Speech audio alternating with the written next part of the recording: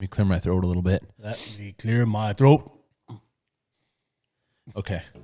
I like it. I'm going to hit it. I'm going to mute us out for just a little bit. Muting us out.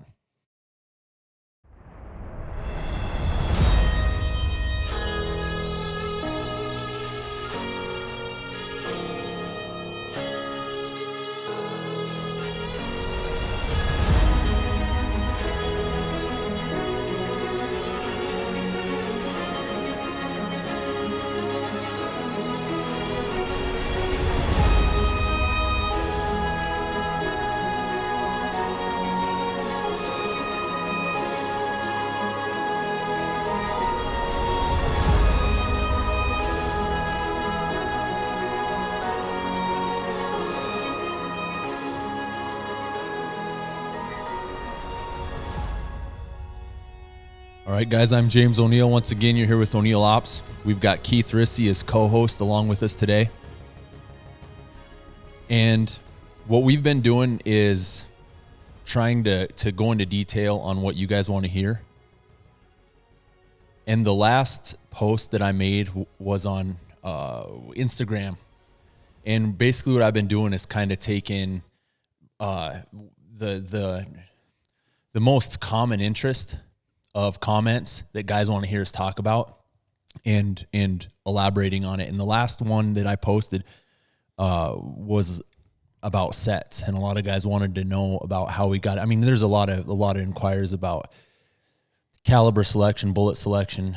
We'll get into all that stuff, reloading, etc. But we had an overwhelming response, an overwhelming amount of guys that wanted us to go into detail on how we get into sets. And if you guys aren't familiar, we do have a T4 series on the YouTube channel. It's kind of under a subcategory. If you guys take a look at the channel, I'm trying to get it organized a little bit more, but I have the productions, the predator hunting suppressed videos, and then I've got some commercials that we've done for guys. I need to get a couple more up, like the USO commercial and stuff that we've done for online content and television content, and then product reviews. And then down underneath that, I've got the T4 episodes. And then underneath that, I have the podcast. So you guys can kind of surf through our channel, and hopefully it's a little more organized for you, so you're not having to pick through everything and see what episode's what. And those T4s, they break down specific sets, correct? Yep. And it'll show video clips as well, but that's what the T4 series videos are, is breaking down sets kind of individually. And that's what I like about the T4s, because we're showing you guys footage that nobody else has seen. That we've got tons of it on the computer, tons of it from just previous years. That the quality is awesome and the sets are really successful.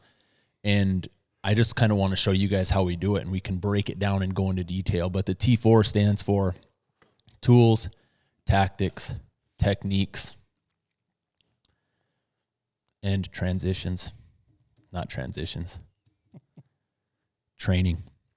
Tools, tactics, techniques, and training. And we're going to try to break it all down for you so that we can kind of hit on each one of those.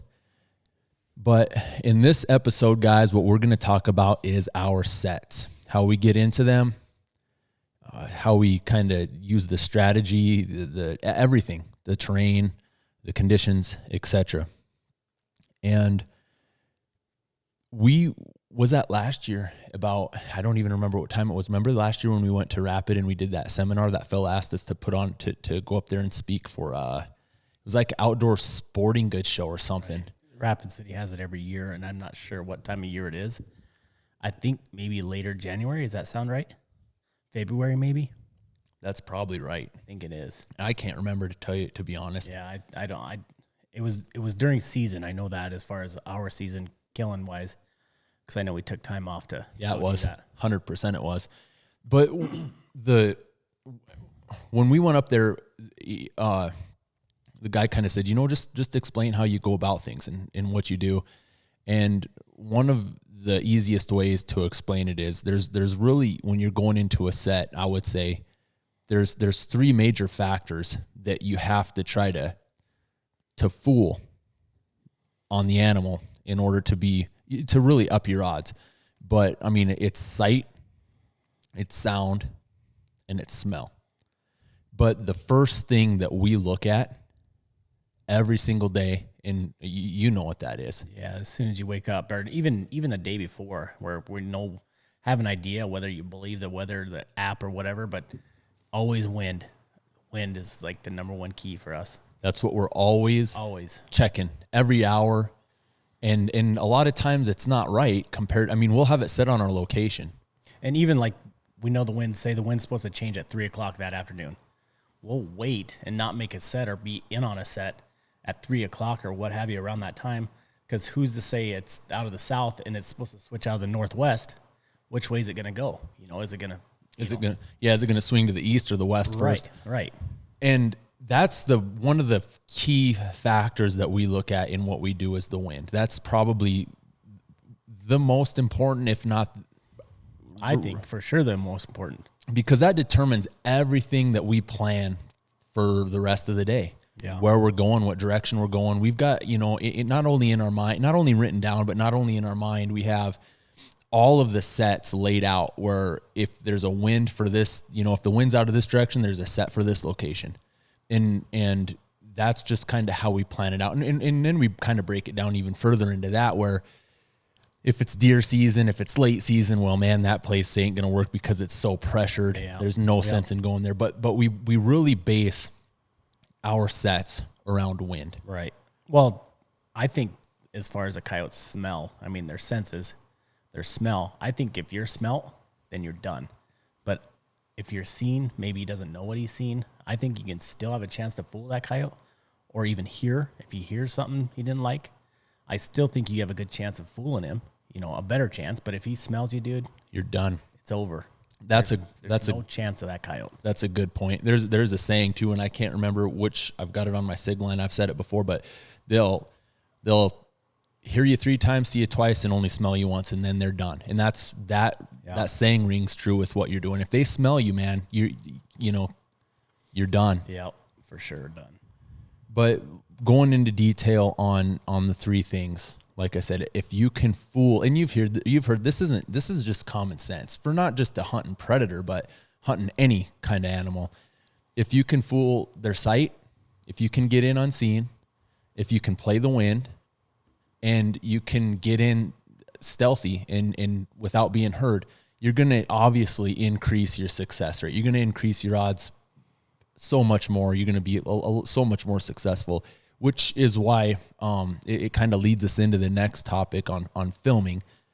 But the way that we go about it is a lot more, I would say, meticulous than anybody, than a lot of guys. It's got to be. It's got to be to get that. I mean, that's like you said before. That's just like taking a 3rd person in or a 4th person in, carrying that big old camera. That's exactly what it is. And turn my mic up a tiny bit, would you? There you go. And it's like he said, you're bringing a whole nother aspect to it. And we're, of course, I don't want it to sound like nobody else is going out there to set up for success. We're going up there to set up for success because we're bringing the camera. That's your goal in the end is to be tactical. You want to be successful in the end and utilize every advantage that you can to fool your quarry, to put a bullet in that coyote, to kill him. And that's your goal. That's a successful set. That's what most guys look at it as. But when we're going in, we break it down and we go in a lot slower than most. I mean, I think if we didn't have that camera, there would be a lot of sets we would probably do a lot different. A lot different. I wouldn't be. If you just went in kill mode, I mean, you would change things so much. And it could be an advantage and a disadvantage for what we're doing, because I guarantee you there's spots where we would be able to hammer almost in a 360 degree and be successful. Right. If we didn't have that camera, I would set up so I could make a 600-yard shot if I had to. Exactly. We don't do that when you're filming. And when we break the sets down with the cameras, and I think that filming actually makes you a better hunter.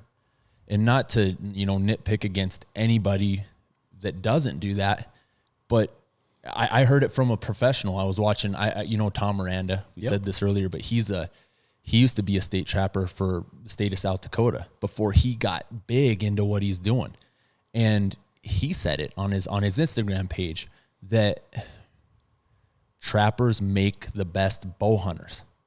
And it just makes sense because they are so meticulous at what they do. They're so detailed about what they do.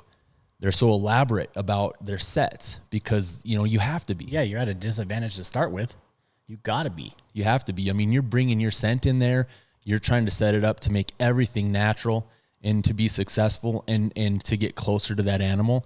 And it's the same. You can apply the same principle to what we do regarding filming because we're bringing that camera in and that's an art in itself to try and, killing a coyote on set is plain. And this isn't us praising ourselves, guys. It's not. It's just the fact of the situation. When you're filming, it doesn't work if that animal's not on the camera. Don't get me wrong. There's been times where if that coyote's not on the screen and we're in an area where it needs to die, it's going to die. It depends on how pissed off the coyote gets, James. That's not necessarily, but that's part of it. Yeah.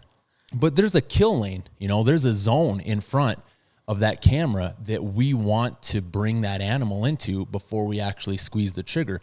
And with that comes a sense of art. You have to be able to finesse. It's a finesse. You got to coax that animal. You got to work that animal into that location. Yeah. Sometimes it just happens. And a lot of times you have to work for it. It's always different. You could have a coyote come flying in on you, shotgun kill or what have you. You could have a coyote that you got to work for 10 or 15 minutes. Or longer. Or longer. And it with that added feature, that added obstacle of the camera, not only do we take more advantages regarding concealment, like our ghillie hoods, prone, one shooter, 100% of the time will prone out if they can. And that's not to be. And if you can't, you find a way so you can. Elevate or, get into a different, we move. Extend your bipod legs so you still can. You might be laying downhill, but your gun is level. It's lay your pack in front of you. I've done that a couple times. Yep. And it's not to just be different. It's not, I think prone, we can go into detail on that on a different podcast, is a more solid shooting position. Sure. You can't really argue against that. Right. It is. Right. But it eliminates another person's profile. That last set that we made, it wasn't the last set, but it was the second to last set. We called in that double east, and I was down setting the call up, and Keith was getting down into prone position with his ghillie hood on. You were gone. You were just completely gone behind that little blue stem, and I couldn't even pick you out. Right. And that is a huge advantage by being able to lower your profile, get down low. And sure, we got the camera sticking up, but we usually try to brush that in with some kind of background. Like I was sitting behind some buckbrush on that case, or we'll look for a soapweed or yucca plant or a big patch of blue stem, big blue or switch or Indian grass. But any little thing to break up, to help your outline mesh or mold into the background. And the ghillie hoods really help. They do. I just had a guy from Idaho call and ask me about that, and I kind of explained it to him. And camouflage is a whole nother. We'll go into that on a different podcast. But being able to get into those situations and eliminate one guy's profile, literally eliminate it, is huge, especially when you're running the camera. And we get guys going, "Oh, dude, why the hell are you going prone?" This is why. Because most guys that then don't all go, you have to worry about is concealing the camera the best you can. And the shooters are going to be down prone. You're not going to see them. You just got to worry about that camera and the guy running it. And the camera legs, you can prone them out as far as you can, but you got to still stay above that grass and keep that focus. And exactly, there's so many little things. Exactly. And we've got the camera legs kind of camoed out with some tape, tan tape, which it's real effective. It is real good. Kind of a fuzzy tape that really breaks up the outline. But man, our cameras aren't little single sensors. They got 3 CMOS sensors, so they're a good 5 to 7 pound, 5 pound camera. I would say that is probably, but it's a larger profile to try and hide. So that's black box on a damn tripod is what and it'll stand out if you're not careful. And it's still an object, and whether a coyote can tell it's an object or it's besides the point, because they notice it. They can notice something different in their area. Yep. It's not like it's been in that position for the past 6 months. Right. But that's kind of how, I mean, we'll break it down in, I think by filming, it really does add not necessarily an advantage, but a different perspective, because we're breaking down every set to the fullest. We're scrutinizing every single aspect going in, whether it's the terrain, whether it's the sun in our face, which a lot of times you can't fix with the wind. For sure, we always play the wind, but we're always setting up to be successful with a good visual. And that is just really, in all honesty, basic fundamentals of hunting. Because if you don't have a good visual, you're probably not going to be able to... Camera or no camera, I mean, that's just a no-brainer. Get up where you can see, that's an advantage itself right there. Exactly. And it's just kind of common sense. But by breaking it down and going into detail on all the little aspects of a set, it just, I think, like I said, it makes you a better hunter. Oh yeah. And it just makes you pay attention to little things that you don't otherwise. And we'll directly relate this to contest hunters. Even when we're going, like before, you even going into a set or whatever, we're wearing packs. Our rifles are in our pack, everything, camera, everything. When we start getting, like if we got to peek up over a hill or anything like that, we'll even take our packs off and carry them beside us so our cameras aren't silhouetting up over the hill. That's a perfect... So it's just little tiny things that just, I don't know, might get us an extra 3 or 4 coyotes. I don't know. It does. It does 100%. Right. Because that's a good point. When we're going into a set and we know that our hoods come up, right, with the jute, with the stock grass. As soon as you get out of the pickup, your hoods are on, per se. Even though the profile of our silhouette, of our human silhouette, is lower than the stock of our rifle, like you said, when we know we're going to break that skyline, yeah, I instantly, man, the pack slides off to the side and it's crossways across my back, and we're walking in so that stock of that rifle isn't silhouetted, right? Isn't skylined. That way your eyes are the closest thing to the top of the skyline. So, I mean, so you can see, Yep. And then there comes our optics, right? Part of thing, right. Part of this whole picture. We got the optics, we're glassing, fits right in. But that's a good point, man. That's something I probably wouldn't have remembered to tell guys when we go over. And we should show that in some videos. And we're not saying we walk right up over the top of the hill. You might go around the hill, but you're still going to take that pack off and get that silhouette lower. So your eyes are the closest thing to the top of the grass that pops over so you can see. And that's whole nother aspect too, going around versus going over. You just have to factor that in. There's this couple spots where it just depends. You could get burned either way. You might go around, or we might have a spot that we go around, because if we go over the top, we're more exposed, per se. But for a lot less time. Right. And it's the other way around. Sometimes we might go right up over the top because it's only 10 yards on the other side of the hill, where if we walked around, we're walking 75 yards in the open. Yep. So, it just depends on the terrain. It depends on the terrain, and it's a coin toss. It depends on, you don't know where that animal is. Yeah. And it could be, a lot of it getting in boils down to luck. But if you can eliminate as many variables that are within your power, such as, like I said, getting in there stealthy, getting in there without being seen or smelt. If you can eliminate those variables, then the rest of it is almost luck, right, where that animal is.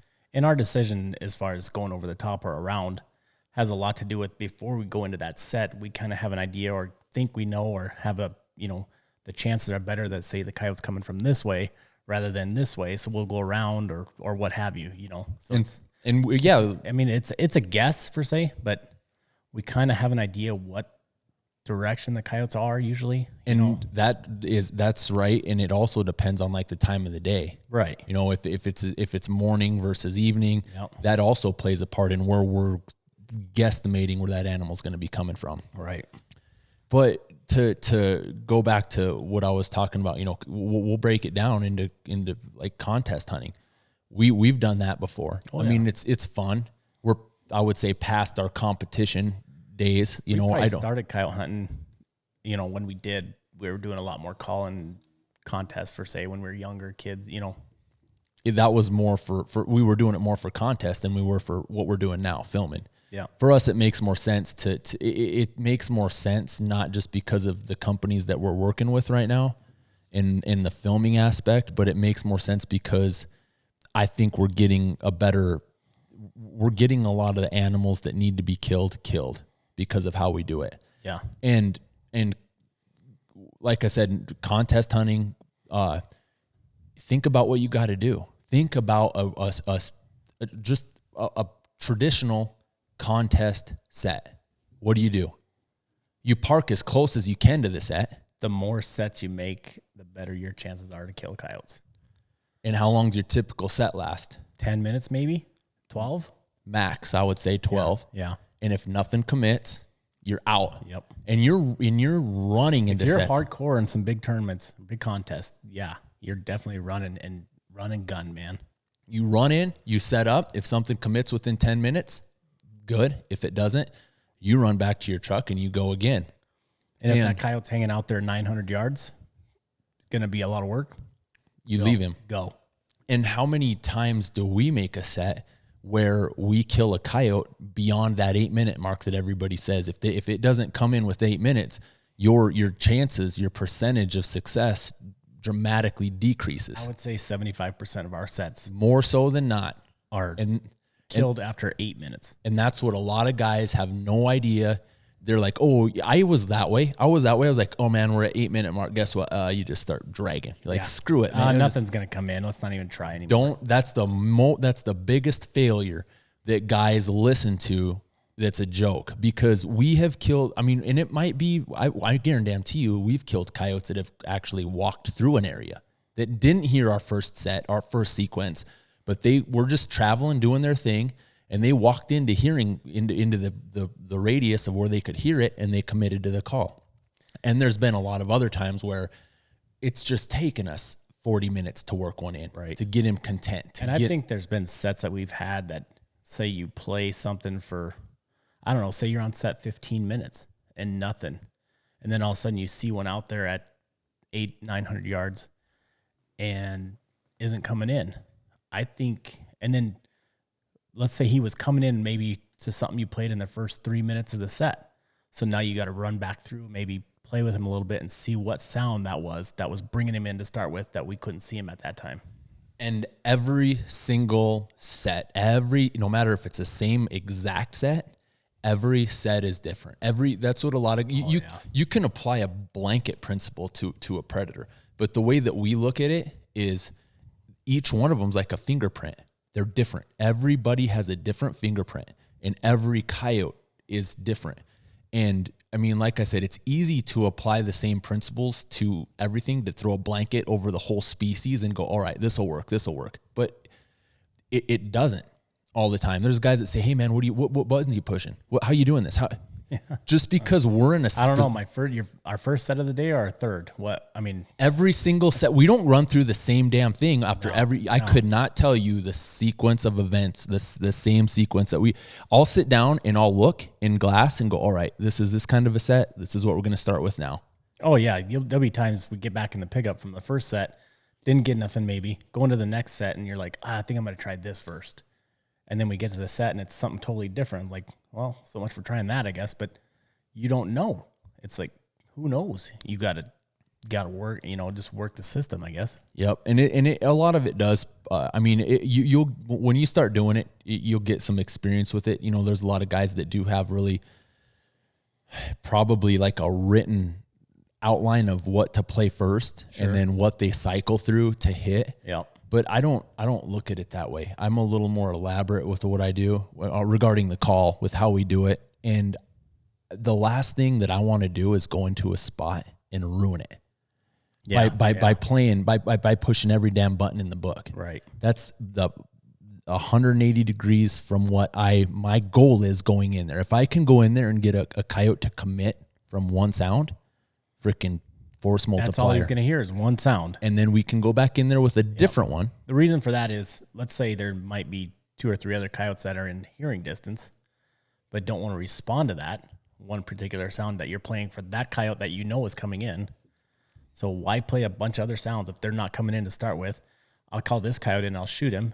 You know, We'll get out of there discreet. yeah, And we'll come back in 2 days or come back tomorrow and go for those other 2 and or 3 or whatever. And we've done that before. Lots of times. Guys are like, how often do you call the same set? We'll go back this next day. Well, tell them about that when you went down to get B-roll. We went down Was that last year, 2 years ago? 2 years ago. It might even been 3. We go in there, make a set, call in a pair. The female kind of hangs up out there, probably 400 And it yards. was you and John, I believe. John and I. Yeah. We get the male to come in, and he starts circling downwind over a meadow that was kind of flooded with a little bit of ice on it. And I think John killed him at probably 150 yards or so. The female bolted, never stopped. No sense in making a running Which shot. happens quite a bit of, Quite more often. often than not, if you kill that male first. And you can throw whatever you want at the kitchen sink at her, and she's gonna frickin' not turn around. Right. Sometimes they do, sometimes they don't. Sometimes you pop another one in, but that's another thing too. I don't necessarily do that a lot of times. If you know your location and what's there, there's no sense. Exactly what you said. No sense is throwing sounds out there that's gonna have coyotes that are 800 yards out there looking at you, going, "Oh, okay." And You ain't never- You can read that coyote after that first shot. If she's bolting and doesn't even give a look back over her shoulder. Or slow up and start loping. You just pack it up and quit. And then So anyways, so we kill that coyote, and it was getting late, and I got a bunch of B-roll. And what I like to do is B-roll's obviously fake footage, but what I like to do is go back to the same exact location as to where we made that kill and acquire more footage for the production. So guys can see the terrain, they can see the layout, they can see how we got in there. And it's a cool factor regarding the visual and the cinematography, but it's the same setup. right. Well, we go in there and we go in there The next day, the next day, Right. about the same exact time, so we can get the same sun. And that's pretty elaborate for a YouTube video. But we get in there and we go slow because we're filming ourselves come in. I'm setting the DSLR up in front of us on a tripod. We're sneaking past it. Then we're changing the angle. We get into set. I get the hand call out, rip a howl off, and guess what happens? The next day, that bitch comes right back in off of one howl. yeah. And little things like that you learn. You call in a double. There's been more than a handful of times where you kill that lead coyote and you come back and you can go back to that spot if you know what you're doing. And then there's luck involved. Sure.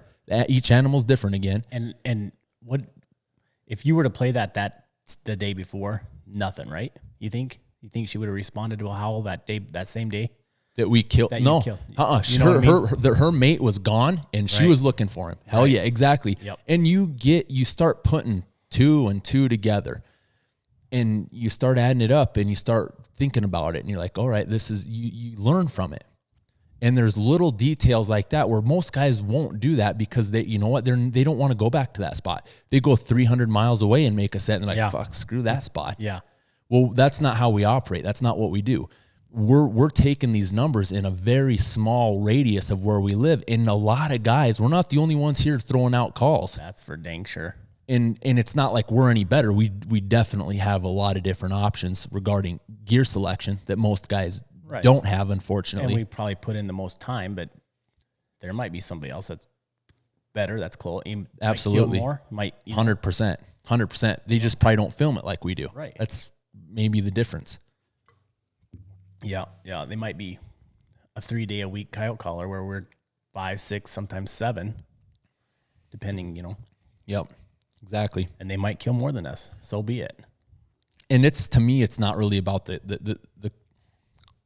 it's a quality versus quantity aspect.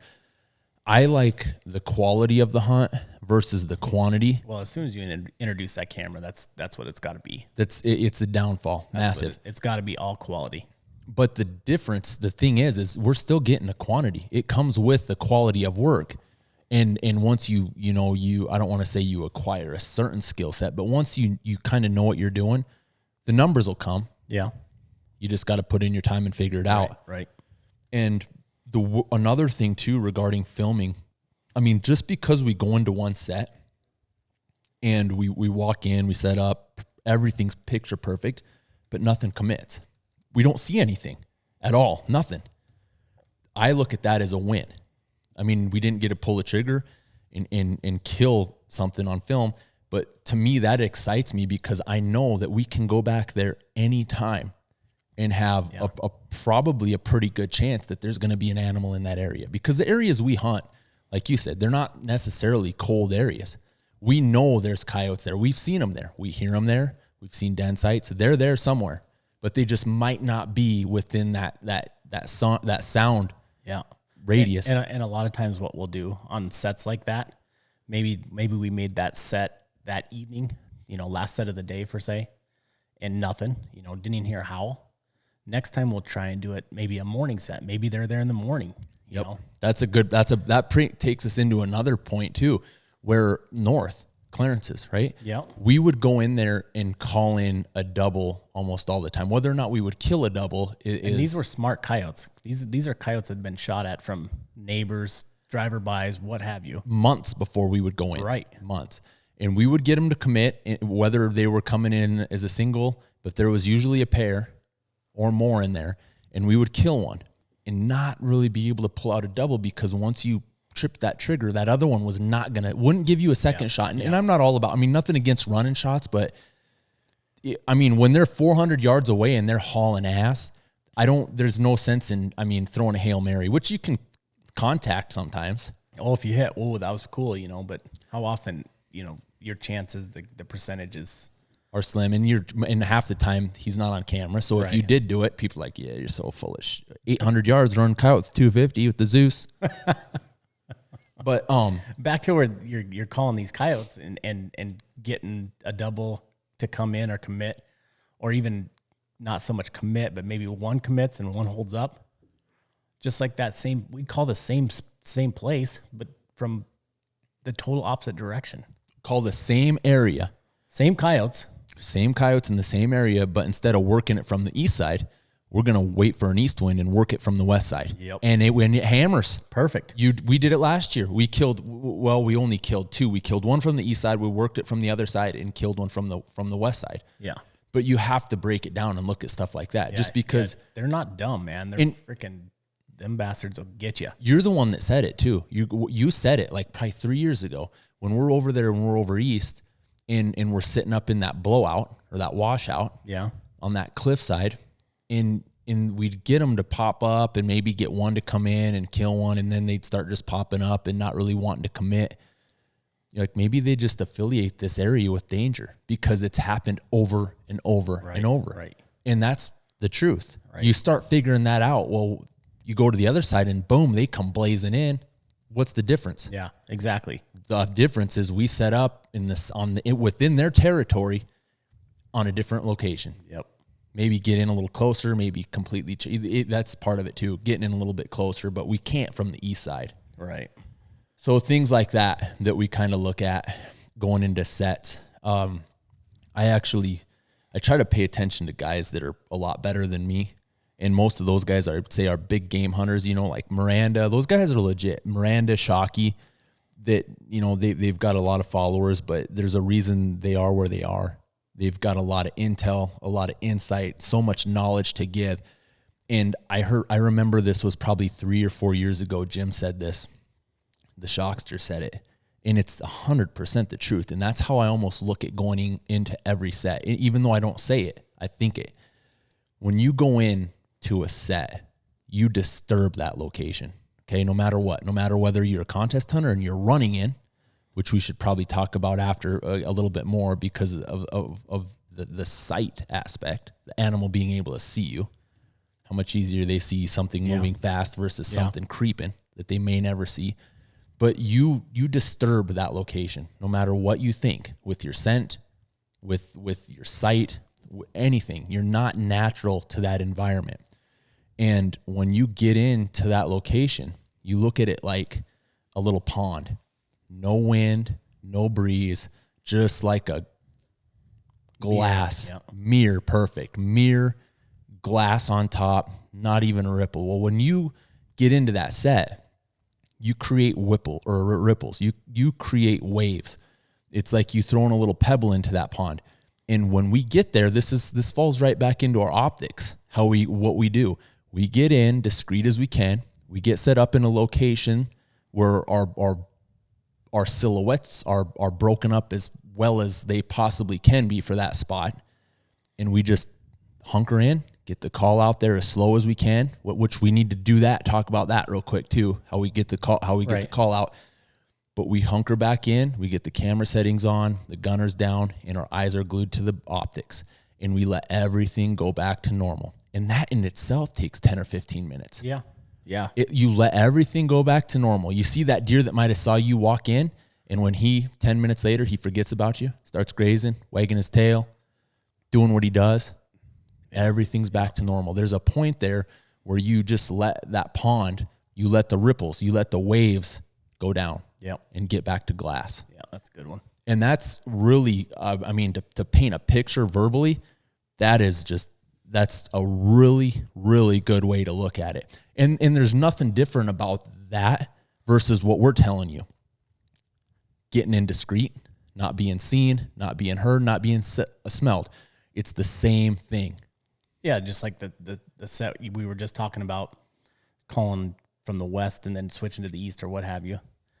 The last time we made a set there and didn't call anything in, but we made a set there, we probably sat there for 45 minutes. We went in the dark and waited for the sun to come up. And it was sub-zero. Because the sun was at our backs, coming up at from our back. And as soon as that sun popped up over the horizon, anything out there to the west of us would blaze like neon from that sun hitting it. Yep. And that's just getting in there and not making a sound and laying there. We laid there for 45 minutes. I was froze stiff, solid. You looked up at me. You looked up at me like, dude, what are you waiting for? I'm like, I was like, dude, I can see good. You Yeah. know, and he's like, no, we got to wait for that sun to pop up over. and you guys were laying on frozen ground, and it was below zero that morning, and that's a perfect example of it. We just laid there and waited. Right. Let everything go back to normal, glassed for as long as we could. And normal guys aren't going to do that, which is fine. But we're just telling you kind of the amount. If you want to have quality, you want to be able to kill, you want to get the trigger time and make one successful set out of 2 or 3 days, do this. Don't try to make set after set after set after set and cover so much ground fast, quick, having stuff see you or hear you. Just break it down and get elaborate on it. Well, do it like your deer stand in the morning. You don't walk into your deer stand with the sun up and start grunting or rattling. You get in your blind, you get in your tree stand 15, 20, 30 minutes before the sun comes up. And in the dark, try that. And we apply that, even though it might not be dark when we get in there, to a noon or 1 o'clock in the afternoon set. Even though it's during the day, we creep in as slow as we can, and then we get set up and we just sit there and wait. Yeah. But I really like that the way that Shockey, kind of described that. It makes a lot of sense. Yeah, it does. And it's just common sense. But there was 2 things we were going to talk about. One was setting the call out. And same things, even before you set the call out, getting into our spot, setting up the camera, where we position ourselves. And obviously we're in stealth mode from the time we get out of the vehicle, glassing, what have you, whether we go around or over the top. I mean, just determines on what the wind's doing, what the set gives us. But as far as setting up the camera, I mean, what do you like to do? What I like to do is get when we're going in terrain, utilize the terrain. Right. Like that one set down on the river, we hit, instead of popping up over for a quick skyline and getting down in, we followed a draw in, took as much time as we could because and following that draw in, we might walk an extra 300-400 yards just to stay in that draw. Because we're in the shadows. Right. We're down low. Shadows are amazing. Just like that elk hunt. Yes. That was something that shadows play a huge part in you getting away with a lot of movement. Yep. We did that elk hunt with Daryl, and shadows are a massive. Stay in the shadows. Yep. Utilize the shadows. Yep. You're out in the middle of the sun blazing at your face. I mean, they can see that easy. Just as easy as you can see them when the sun's at your back. Right. Easier probably. They can see you easier. Yep. But what I look for when I set the camera up is what everybody should look for on a good stand. I would say in most cases, elevation. You want to be able, a coyote wants to do the same thing. They want to see what they're coming into. You want to see them when they're coming into what they're coming into. And in order to do that, your best bet is to try to gain some elevation. And the trickiest part of that is not gaining so much elevation that you're skylined. But that's why we've developed the ghillie hoods that we have, because when a skyline set is necessary, and a lot of times out here it is, this year is going to be different because we've had so much moisture. There's so many patches of Indian, big blue, switchgrass that we can literally get our backs right into and make a set on the skyline with no problem. But on regular years where the pastures are overgrazed, not overgrazed, but they're grazed down, and we have a regular amount of moisture where the patches of grass aren't as, nearly as many as are flourishing as they are this year. Right. But we have to set up on skyline sometimes. And when you're skyline like that, I mean, I do it. I know you do it. If you're filming, whoever's filming, they don't have the camera off to the side, so it's skylined out also. The camera's in line with your body, so your body is breaking up that camera skyline. So the only thing skyline is maybe your ghillie hood, just to take away, some of that silhouette, that odd shape. And the same thing applies to the gunner too. Sure. Because your rifle profile, what you try to do is you need to break that down too. Maybe the sun's shining.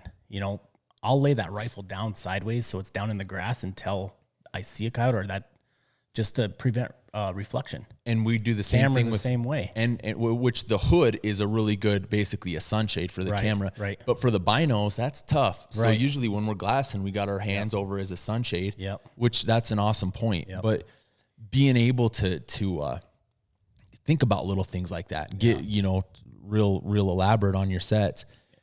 With the camera getting set up, like I said, I look for elevation and anything that's on the side of this hill that I can get down, either in, around, beside, that's a natural landmark, whether it's a big soapweed that you can sit in and just completely disappear, whether it's a shin high soapweed that's a black spot on the side of an open hill that you can get down right beside, or it's anything, a cliff, a washout, a patch of grass. And then that's where we build our set around, with a clear zone, a clear kill zone from the location we think that the coyotes are coming from.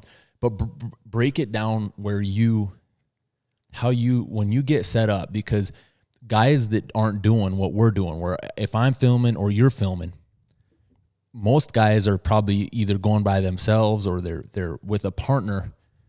How do you set up your weapon system, your rifle, your optic, when you're on set? Like you said, you laid it down, but what direction? So here's what happens. On our sets, the camera guy is the boss. Where he sets up is he sets up first, and he's going to set up the best he can. And it doesn't matter if it's me or you. It doesn't. Whoever's running that camera, where we set up. Whoever's running the camera is telling you, this is what's going to be. This is where I can set up. This is where I can prone out the camera legs, anything, the best footage spot I can get right here. So what I'll do if I'm not filming, I'll get as close as that camera guy as I can, because he is the boss and he says shoot or don't shoot. And I want to be the guy that shoots. So I'm going to get as close to that damn camera as I can so I can hear him say, okay, shoot. Good, take him. Where John hasn't figured that out yet. And I ain't going to tell him. But anyways, I'll get on the downwind side of the camera, meaning maybe it's a northwest wind and I think the coyote's going to circle, which it will. Circle downwind 90% of the time. So I'll get on the downwind side of the camera. And then what I'll do is I'll set my weapon system. I'll face it not all the way downwind, but I'll maybe split the difference in half. The reason being, I think that coyote's going to come that way, but I don't know if he's going to circle hard. I don't know if he's going to circle just a little bit. I don't know. So if I have to move a little bit, yeah, that's fine. But I don't want to move from the camera facing straight northwest to all the way over here if I don't have to. So I have that gun set halfway, so it's just a little bit of movement. And I think that helps a lot too. That helps a lot, a lot. That just by doing where somebody might go, you know what? All right, I'm just gonna face into the wind. Right. They don't think about that animal. What they do 99% of the time is they use their nose. They come in with the intent of smelling what they're going to eat. And obviously, you're going to get a hard charger that comes straight in every once in a while. But, I mean, I'm banking on that's not going to happen, you know. So. And if it does, usually those animals are moving so fast that you can get away with a little bit more versus an animal that's really, you know, paying attention to what's going on, stopping, looking, sitting down, listening, starting to circle. Yeah. But that's a really good point. And then so once we've got that established, you know, once we've got our elevation, our backdrop, the gunner has his, you know, all right, I think with the terrain and you scrutinize the terrain, you know, if you have a big cut bank on your left side with a northwest wind, more than likely you're going to set up facing northeast because you're thinking that animal's not going to follow the more aggressive terrain. He wants to take the path of least resistance, right, and circle. So that, and I pay attention and watch. I mean, that's just something that we do too with the gun, right. And you have to think about wind. Is, you know, this is something that you think that a lot of guys don't. Wind's like water. There's, you know, you get into a set and there's guys like, oh, you can call with the wind. Man, don't mess with that. You can call all you want with the wind. I don't know what you're calling in, but other than more wind, right? Oh, that's good. I knew that was there. I had some guy, man, I should so throw his name out there, but he just hammers everything that I do, man. He's no matter he knows everything. Just ask him, he'll tell you. But man, you got a scent cone that goes over the ridge and it expands to this degree. And I'm like, dude, you can't, and this is what I want. I wanted to get a smoke bomb, dude, a smoke bomb, pull the pin, throw it out, and it'll show you what that wind does. There's a scent cone.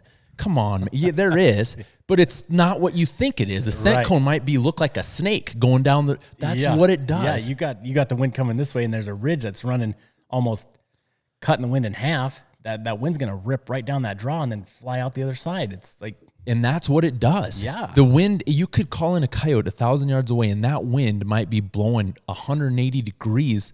Thermals, everything affects wind. Yeah. In if you, I mean, the basic rule of thumb is have it in your face. You know, it doesn't always work like that, but you're still going to have it in your advantage, whether it's a little crosswind or what have you. Set up at least so it's not at your back. Right. And if it is quartering, you know, if it's full value to you from left to right, 90 degrees, or even quartering a little, maybe 75 degrees, set up with the terrain. So if you can see that animal present himself before he smells that. And set that call upwind further, so that he has to circle in front. So he's going to circle your face, right in your face, instead of back behind you where you don't have a shot. And we should do that. We kind of do that on some of these T4 videos, guys. We should break that down a little bit more for you because it might be hard for some of the guys that are, you know, beginners to understand what we're saying, but it's really just common sense. I mean, we do, like I said, man, we scrutinize these sets to the fullest, and a lot of guys are going, what the hell are you guys talking about? You guys really think about that much shit when you're going, and we do. Yeah. And it's fun because here's the thing. We're not running in trying to kill mass murder. Don't. We might make 2-3 sets a day. If we're hammering, as far as by the time we get kills, and by the time we go back and film and show guys how to do it, and it's a lot of footwork and it's a lot of miles to get the numbers that we get with the camera. Right. We've only got like 15 coyotes so far this year, but we've had elk hunters, and it's end of November. Yeah. Not quite. We don't even start killing them till after deer season, and that doesn't start till, well, even sometimes after elk season, which is the end of December. I was going to say, we're usually from December on, we're pretty hardcore. And to film the almost 90% of the animals that we're taking. Here's the thing. Everybody else is calling these coyotes in October. You know what I mean? So here we come in December, so we got to be the way we are. I bet you 75% of those coyotes have heard a call by the time we're calling. Maybe not that many, but half. I bet you're right. That's a good way to look at it. That's a really good way to look at it. And even if a lot of these animals aren't haven't heard it before, there's still not an excuse to not do it the right way. Right. Or do it a way Yep. that'll teach you to be more successful in the end. Yep. And so once we get all of that established, all of those aspects, getting in, determining a field firing position, set up the call for them. What we do with the call is usually the guy, I'll usually set the call out because I always carry the call in my pack. Yeah. And it's just, you don't even have to think about it. When you start doing this over and over and over, you just look at the terrain, you look at your kill zone, and you're like, the call's going right there. Because the wind's like this, I'm setting it here so that the coyote circle's here. The goal is to get that coyote to go in between us and the call for film footage. That's the goal, because then you've got him fooled.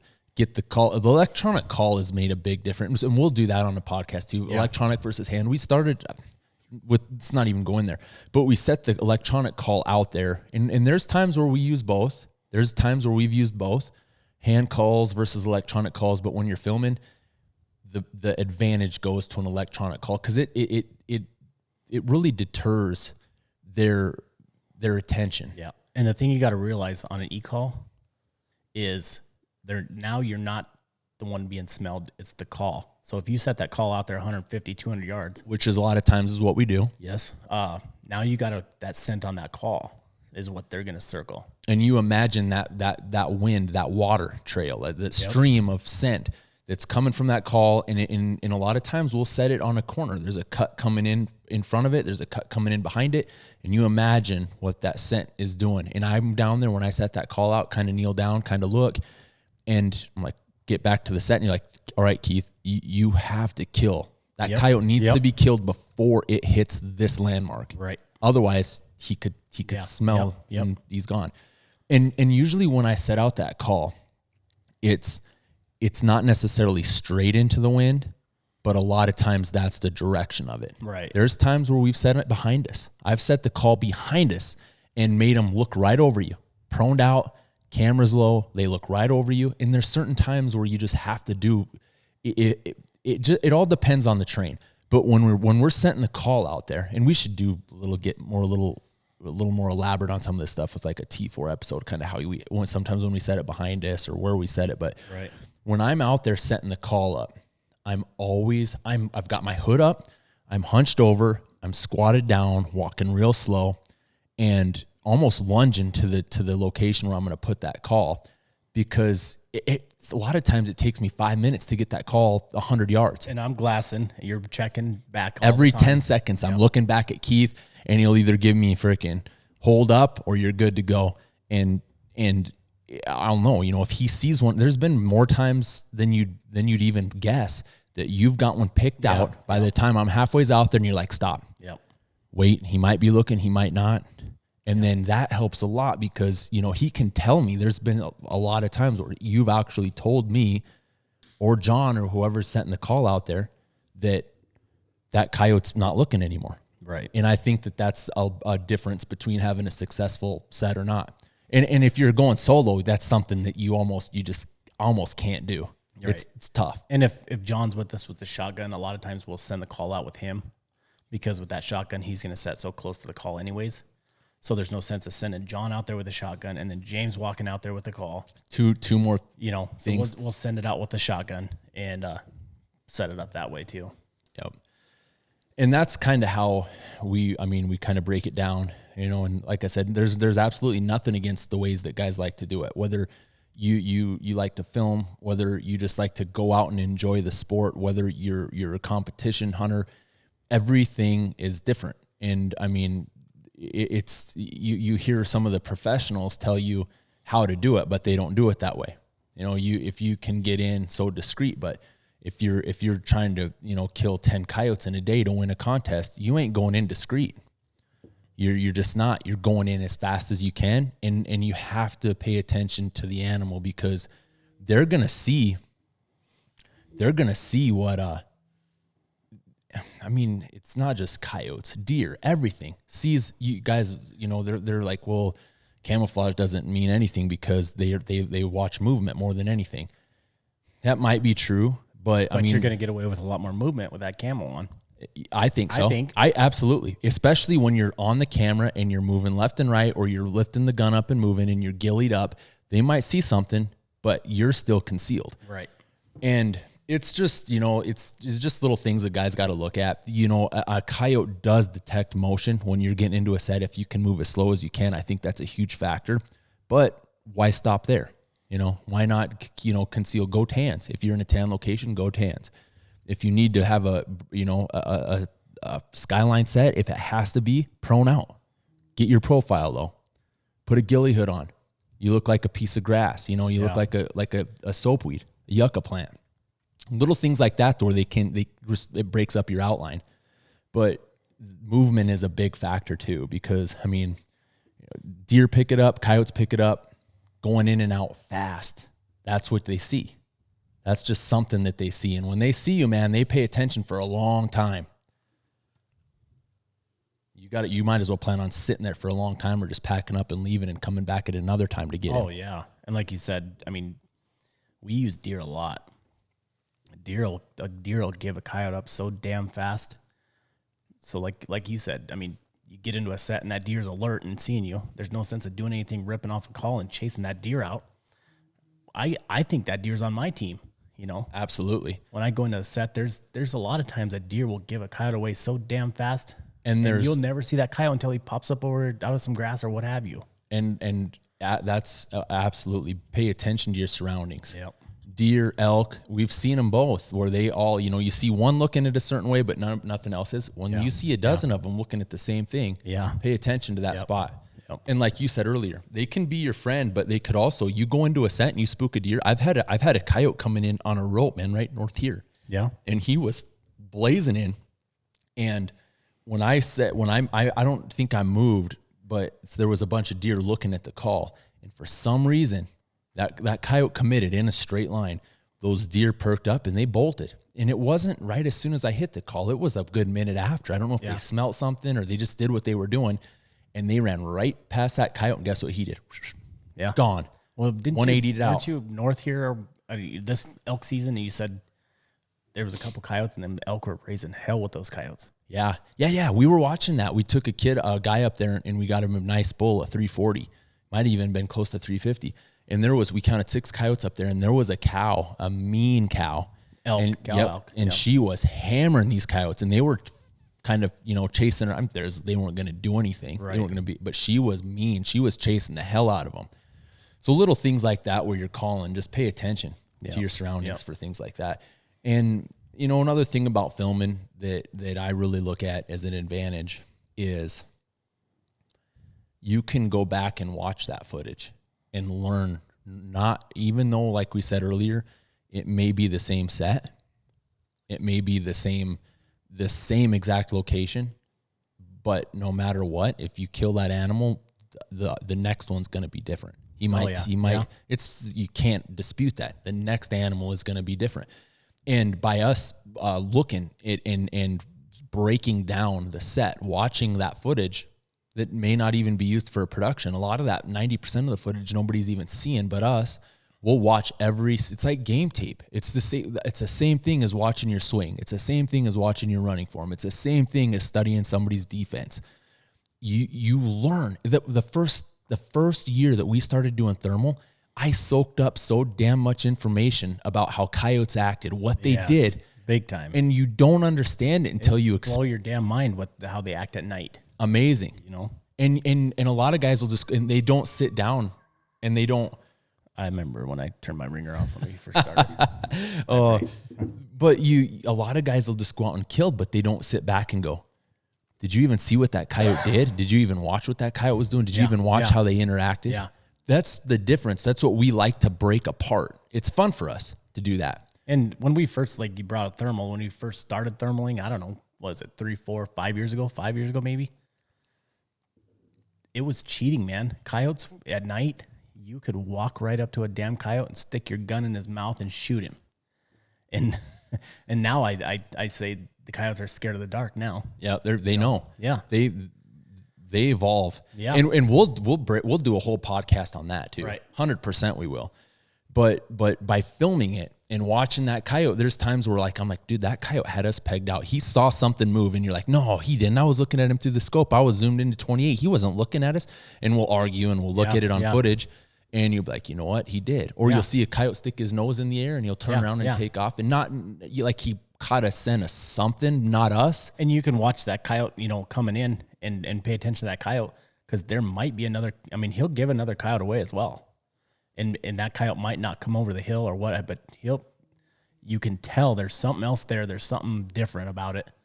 And maybe there's not always one there, but if there is, they're gonna act different, and you'll be able to tell with that coyote that's coming in. And that is a lot of I don't know. I tend to think sometimes that's an acquired skill set that isn't easily acquired. Like you being able to see that, or us being able to go in and be able to tell the characteristics, the body language of that animal. I heard a guy on the radio say, man, if you raise livestock, if you're in a big feedlot and you can't tell that an animal out there's sick, you'll never be able to tell that because you don't know. Yeah. And I'm like, gosh, man, that's pretty harsh. You can tell if you do this every single day, every day. You got a calf that's standing there. He doesn't want to come up and eat, or he's got a droopy ear. You can just tell. Yep. And it's the same thing as this. And you can directly relate it. If you pay attention to animals, no matter what they are, study them, watch it. That's all flows with the set. You can interpret, you can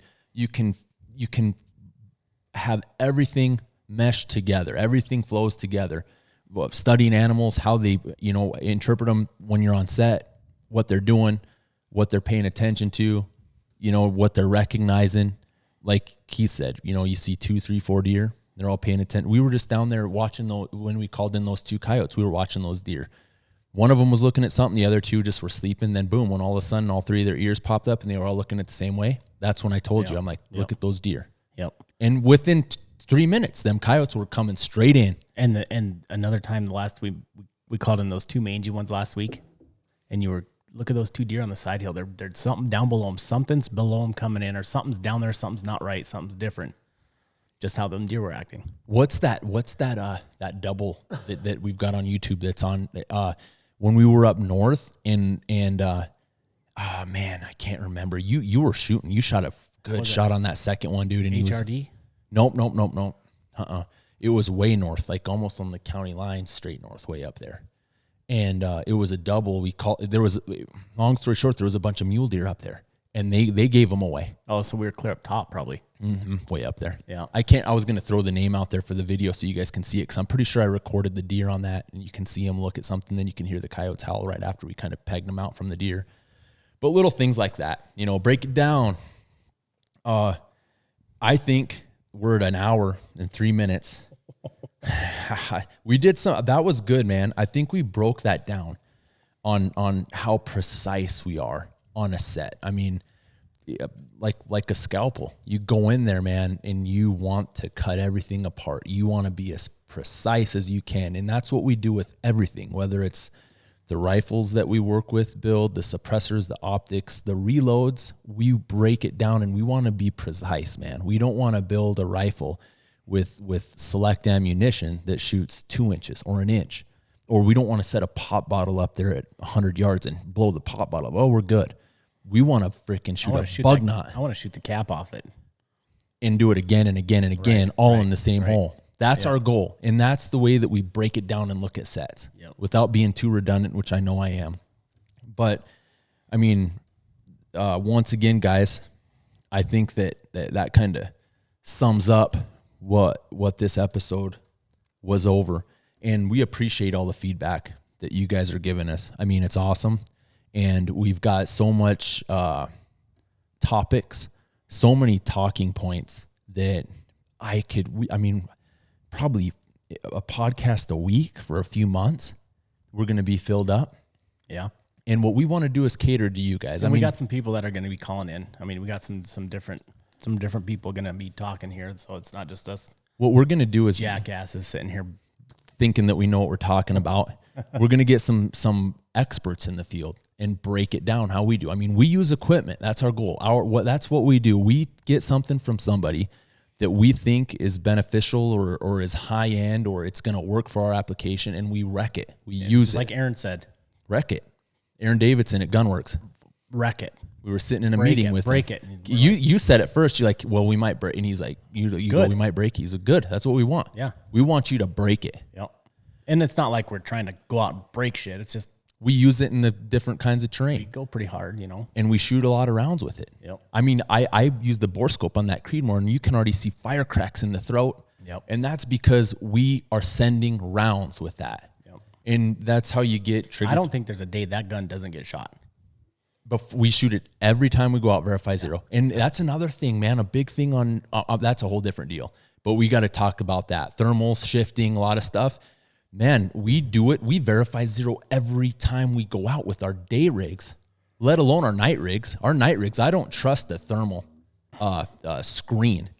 You know, I don't trust looking at a screen. I trust, we'll get into that before, but I mean, there's a lot of things that we do, that we break it down, and that's just how we operate. That's how we roll. Nothing crazy. But like he said, we are going to be getting some guys. We are going to be getting some guys on that are experts. Yep. And what I want to do, you know, we talked to the fella from Titanica last night. We were out till 1:30 in the morning working with neighbors harvesting. And I mean, this year's been crazy, man. We were out from all day yesterday, all the way till 1:30, woke up at 6. You were out here at 5:30, deer hunting. I went out, drove around at about 6, half an hour after you left, then fed. It's just been nonstop, guys. Day jobs. This is easy content for us to get out there. We are going to start hammering out reviews, and we do have a lot of footage from this year, but I'm working on a production right now for the guys that keep asking. And with some of the guys that we want to get on the podcast, like Chris and Len at Titanica, we've had a lot of guys interested in the pants that we wear and some of the clothes, and they're nasty. They're good. We want to get some of these guys on. And they're expensive. Yeah. But I've got mine on right now. We talked from last year, went all season just ripping them up, you know, and they're still fine. And usually we'll go through a pair of boots in a year. Yeah. And it's not a year. It's 3 months. Gone, done, new pair. Same thing with clothes, with pants, crossing fences, kneeling down all the time. But we're going to get these guys on and go into detail, break down stuff. Same thing with thermal, same thing with night vision. Guys that can give you technical detail. We'll tell you how we use it. We'll tell you what we like the best based on experience with it. But when we want to get into technical aspects, you know, how these guys manufacture this, why they manufacture it, who they manufacture it for, that's how we want to kind of include some stuff like this. But I think the next episode, what I want to do is just to give you guys a heads up, I want to start doing this on a weekly basis. And it kind of has, I guess. We kind of skipped last week, but man, we were out harvesting. Yeah. Corn's all done now. So we just got to move about 400 cattle, and that should only take a couple hours. And then it's go time, feeding a couple hours a day, and that's about it. But what I want to do, just to try to give you guys a little bit of a teaser, I've got a hold of Doug Melton at SRT Arms. He's the guy that actually I designed the Ops 224, the Ops 6, the Ops 6.5, and the 7mm vapors with. And I mean, suppressors, we're getting our hands on as many as we can. That's kind of our go-to thing. I shouldn't say that. That's what started a lot of the interest that we got before the industry kind of blew up, got crazy. Now it's slowing down. But we're going to get some information from him, have him as a call-in, which we've never done before, and then kind of break it down after we hang up with him and go into detail about what we do and how we do it with cans, the advantages of it, etc. But I hope you guys are liking what we do. Be sure to subscribe to our YouTube channel, guys. Goal's 100,000. We're really close to 50K. Getting more content out there. Check out our Instagram pages, Facebook pages, trying to get some more content up there. We don't hire anybody to do anything for us. It's all done here. Once again, guys, I'm James O'Neill, and this has been Keith Rissy as well. This has been an O'Neill Ops podcast, and we're out.